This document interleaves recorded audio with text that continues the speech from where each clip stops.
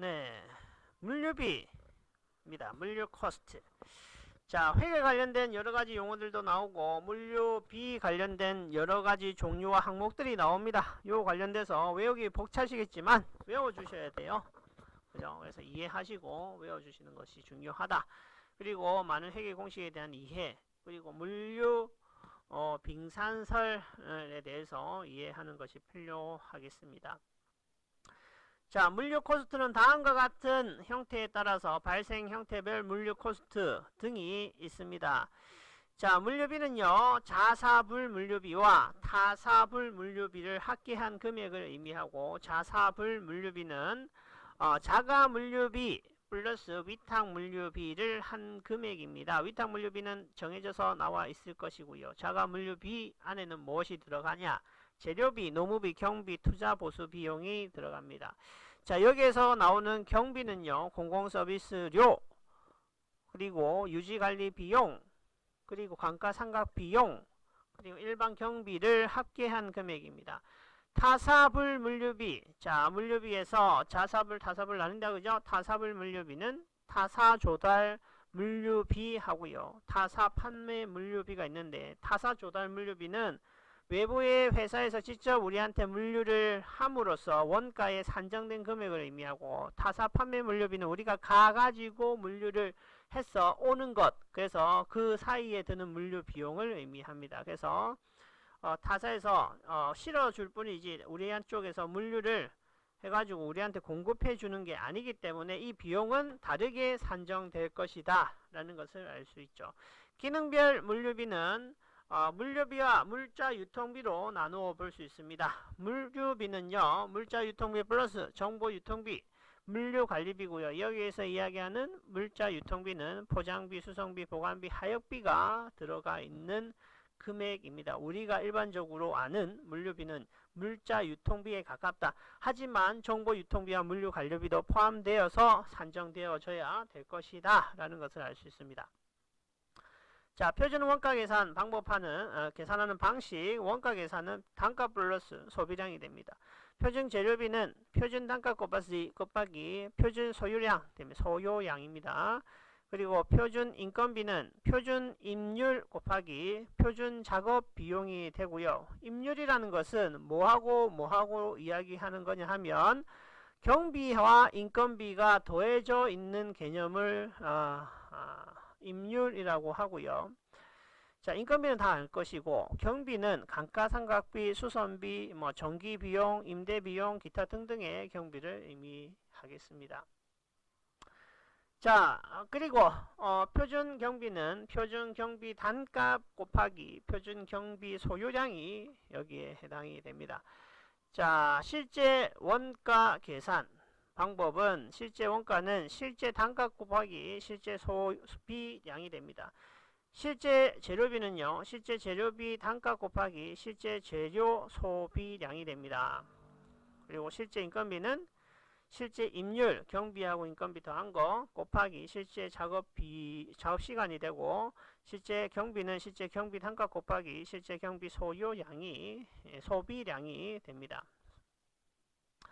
자, 직접 원가 계산이 있고요. 기초 개념 들어갑니다. 원가에 대한 분류는 기능별과 조업도별 두 개로 나뉘어지더라. 기능별로 계산하기 위해서는 총 원가 산정하는 방법은 재료비 플러스 노무비 플러스 제조 경비 플러스 판매비 플러스 일반 관리비가 되겠습니다. 조업도별 분류는 변동비와 고정비를 합계한 금액이 될 거고요. 변동비에는 직접 재료비, 직접 노무비, 변동 제조 간접비, 변동 판매 관리비 및 일반 관리비가 들어가고, 고정비는 간접 재료비 더하기 간접 노무비 더하기 고정 제조 간접비 더하기 고정 판매 관리비 및 일반 관리비가 들어가게 됩니다.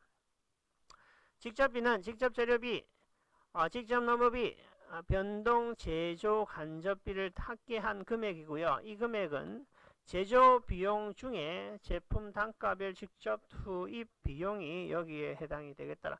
간접비는 총원가 마이너스 직접비, 무슨 말이에요? 직접비를 제외한 모든 것은 간접비가 된다라는 이야기입니다. 전부 원가 계산과 직접 원가 계산, 이걸 두 개를 비교해서 보셔야 되고요. 전부 원가 계산은 기능별 분류라고 해서 하고, 그리고 직접 원가 계산은 조업도별 분류 방식을 사용하고 있습니다. 제품 원가는 전부 원가 계산은 고정비를 흡수하여 계산하므로 흡수 원가 계산이라고 하고, 그죠? 직접 원가 계산은 변동비만을 계산하기 때문에 변동 원가 계산이라고 합니다. 두 내용을 섞어 가지고 객관식 문제 중에 나오고 잘못된 것을 찾아라 라는 식의 문제가 잘 출제됩니다. 자, 확인학습 문제고요. CS 네트워크스는 기업이 2013년 물류비 실적은 다음과 같고요. 네트워크스 물류비의 10%, 물류비의 10%를 절감하면 매출액 얼마를 달성하는 것과 같으냐라는 내용입니다. 매출액이 1000억이고요. 물류비가 140억, 경상이익은 20억입니다. 자, 물류비의 10%를 줄이면 얼마가 됩니까? 126억이 되죠. 그래서 12.6%의 물류비를 차지하는 것을 알 수 있고, 경상이익은 14억이 그대로 내려오기 때문에 20억에 더해진다. 그래서 34억이 경상이익. 그럼 전체적으로 10%만 절감하더라도 경상이익이 3.4%인 34억이 되기 때문에 매출액으로 치면 얼마를 더 올리는 효과를 가지냐는 것을 알아야 되죠. 그것은 계산하는 방법이 20대 1000은 34대 x가 되는데 14에 대한 기준, 그죠? 경상이익이 오른 금액을 하려면 70% 정도가 상승돼야 되죠. 그 금액을 알기 위해서는 20x는 34,000억이 34,000이 되죠. 34,000.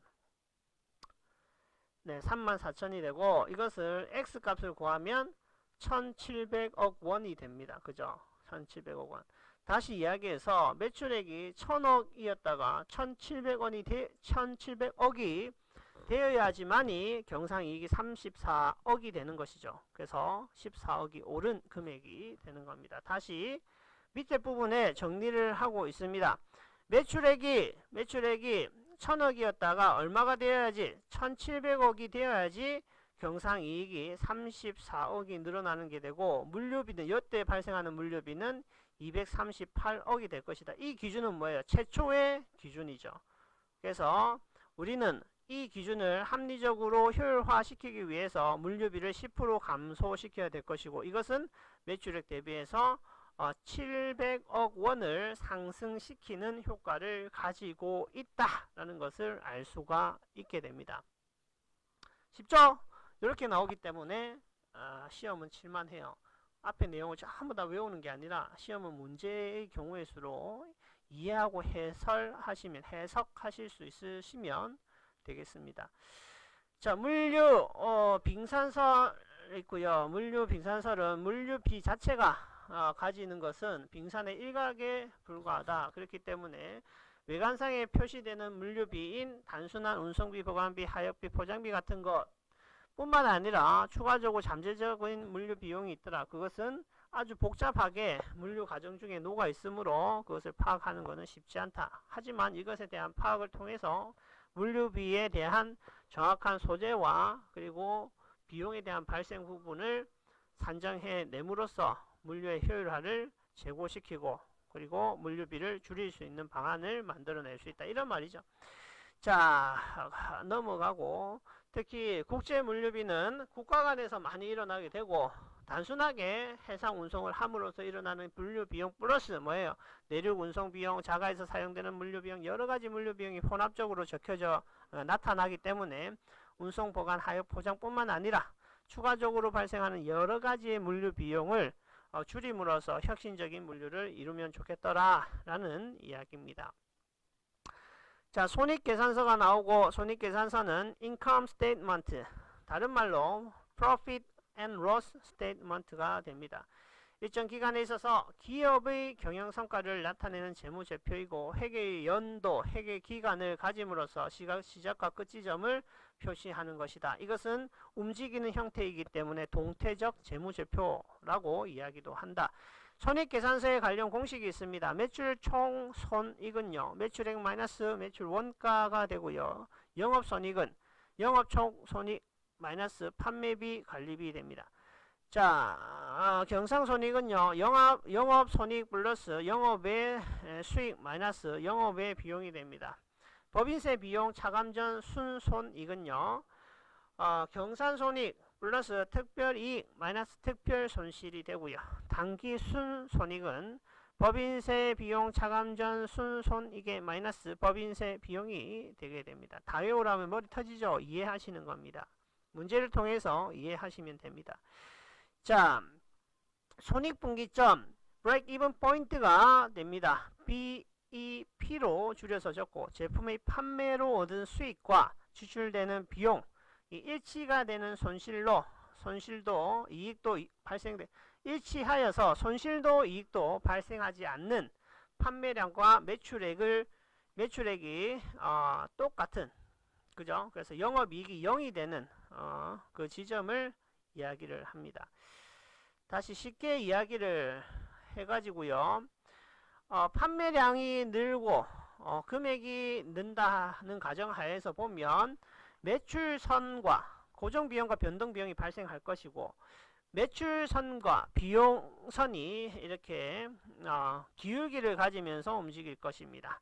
하지만 매출선과 비용선의 그 기울기는 다를 것이고요. 동일할 수 있을 수도 있지만 동일하지 않는 경우가 훨씬 더 많을 것이고 일정한 지점까지 그 비용과 매출이 겹쳐지는 점이 있을 것이죠. 그죠? 그 기울기가 기울기의 그 선이 만나는 지점이 있을 것인데 그것을 손익분기점이라고 합니다. 그래서 그 점은 매출과 비용이 같아지는 점. 다시 이야기해서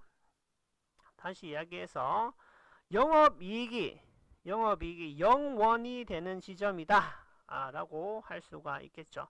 그것을 break even point BEP라고 합니다.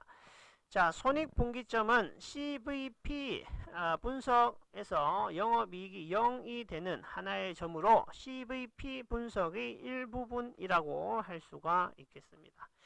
자, 여기까지 이해하시고 잘 외워주시고 시험 출제되면 시험 문제에 잘 적용하시기 바랍니다. 앞에서 이야기했지만 전부 다 모든 그 공식을 다 외운 상태에서 시험을 대비하기는 좀 힘듭니다. 그래서 해당되는 문제를 출제된 문제를 보시고 그에 대한 이해도를 높여 주시면 더 문제 푸시기 용이하실 겁니다. 네, 수고하셨습니다.